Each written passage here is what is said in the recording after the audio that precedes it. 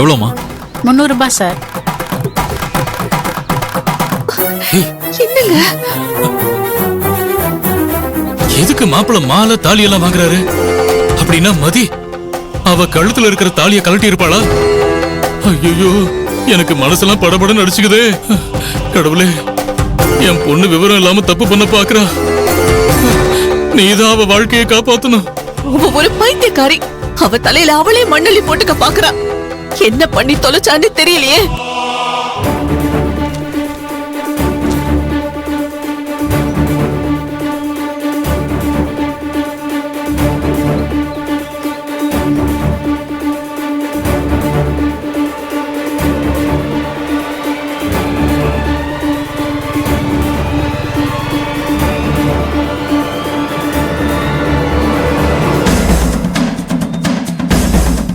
ஏங்க, மாப்பிள்ள போறாருங்க.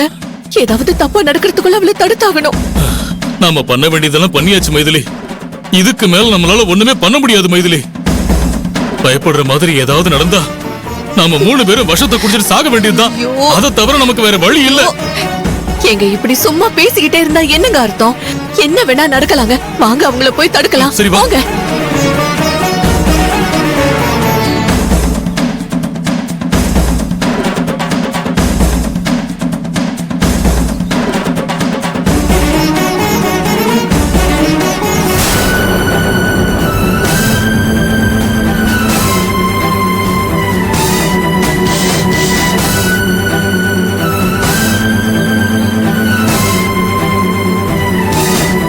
என்ன ஆதி, கையில மாலையோட வந்திருக்க? மகிழினி, இந்த மாலைய நீ கழுத்துல போட்டுக்க.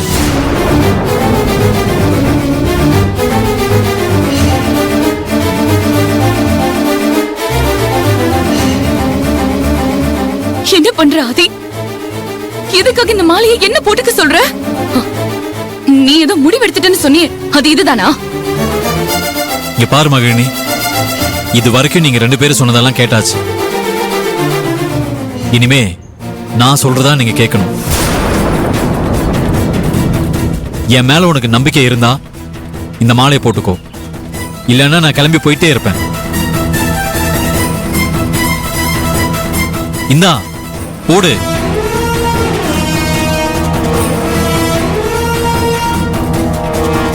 என்ன நடக்குது? மதியம் அதையும் பேசி வச்சுட்டு வந்திருப்பாங்களா? எதுக்கும் கொஞ்சம் பொறுமையா இருந்து பார்க்கலாம். இந்த பொடி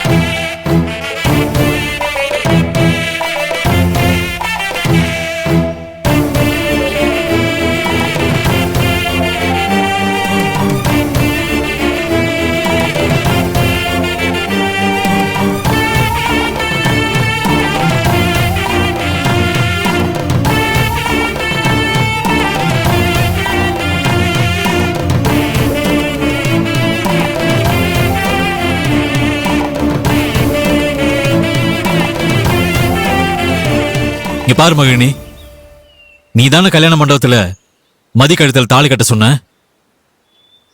இப்ப என்ன ஆச்சு பாத்தியா?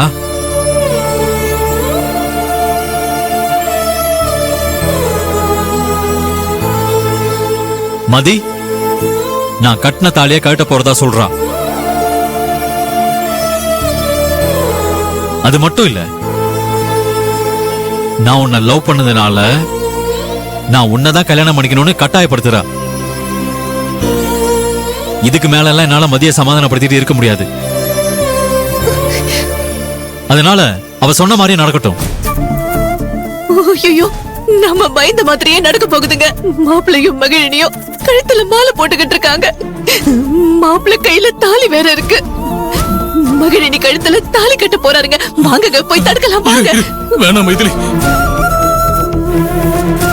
எனக்கு மாப்பிள்ளை மேல நம்பிக்கை இருக்கு.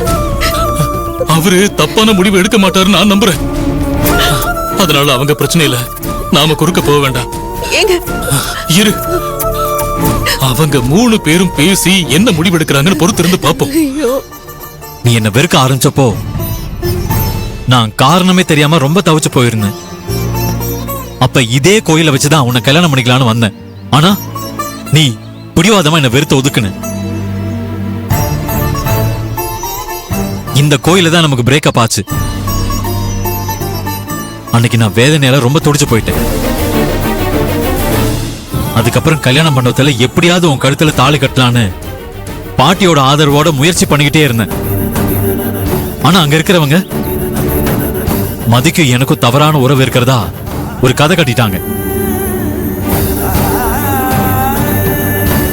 அப்ப மதியோட மானத்தையும் அவங்க அப்பா அம்மாவோட உயிரையும் காப்பாத்த இவ கழுத்துல நான் தாலி கட்டினேன். இதுல என்னோட தப்பு என்ன இருக்கு மகிழினி? நீ சொன்னதுதானே நான் செஞ்சேன். அப்புறம் எதுக்காக எனக்கு இந்த தண்டனை? நான் மதிக்காக எங்க அம்மாவே பகைச்சுக்கிட்டேன். என்னைக்குமே என் மேல கோவப்படாத என்னோட அம்மா இப்போ என் மேல தீராத கோவத்துல இருக்காங்க. எல்லாத்தையும் நான் பொறுத்துட்டு இருக்கேன்னா அது யாருக்காக? தோ மதி கழுத்துல நான் கட்டின தாலிக்காக மட்டும்தான். அப்படிப்பட்ட தாலி அவளே கழட்டுறேன்னு சொன்னானா அதுக்கு காரணம் யாரு? நீதானே? இங்க பாரு மகிழினி, நான் இப்போ உன்னோட பழைய ஆதி இல்ல. அவன் உன்னை விட்டு ரொம்ப தூரம் போயிட்டான். ஏன்னா எனக்குள்ள இருந்த அந்த பழைய காதல் இப்ப இல்ல. இப்போ உன் முன்னால நான் மதியோட புருஷனா நிக்கிறேன். இப்ப சொல்லு மகிழினி, நான் உன் கழுத்துல தாலி கட்டினா அது உன்னால ஏத்துக்க முடியுமா?